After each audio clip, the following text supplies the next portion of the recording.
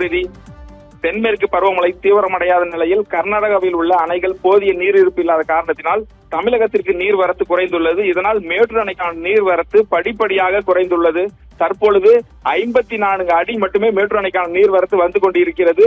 குடிநீர் தேவைக்காக 1000 கன அடி நீர் வெளியேற்றப்பட்டு வருகிறது. மேட்டூர் அணையின் நீர்மட்டம் இன்றைய தினம் 73.93 அடியாகவும் நீர் இருப்பு 36.17 டிஎம்சியாகவும் உள்ளது. கடந்த ஆண்டு இதே காலகட்டங்களில் கடல் போல் காட்சியளித்த மேட்டூர் அணை தற்பொழுது குட்டை போல் காட்சியளித்து வருகிறது.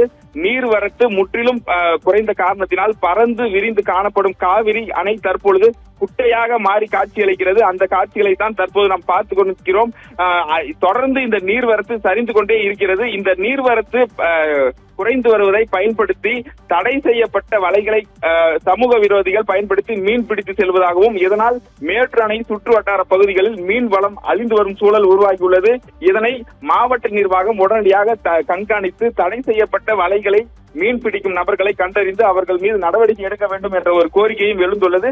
தொடர்ந்து மேட்டூர் அணைக்கான நீர்வரத்து படிப்படியாக குறைந்து வருவதால் இன்னும் சில மாதங்களில் 15 மாவட்டங்களுக்கான குடிநீர் விநியோகமும் அபாயம் ஏற்படும் சூழலும் உள்ளது. குறிப்பாக கர்நாடக அணை பகுதிகளில் போதிய மழையின்மை காரணமாகவும் நீர்வரத்து முற்றிலும் தடைப்பட்ட நிலையில் தற்பொழுது மேட்டூர் அணைக்கான நீர்வரத்து படிப்படியாக குறைந்து வருகிறது. இதன் காரணமாக கடல் போல் காட்சியளித்த மேட்டூர் அணை தற்பொழுது குட்டையாக காட்சியளிக்கிறது.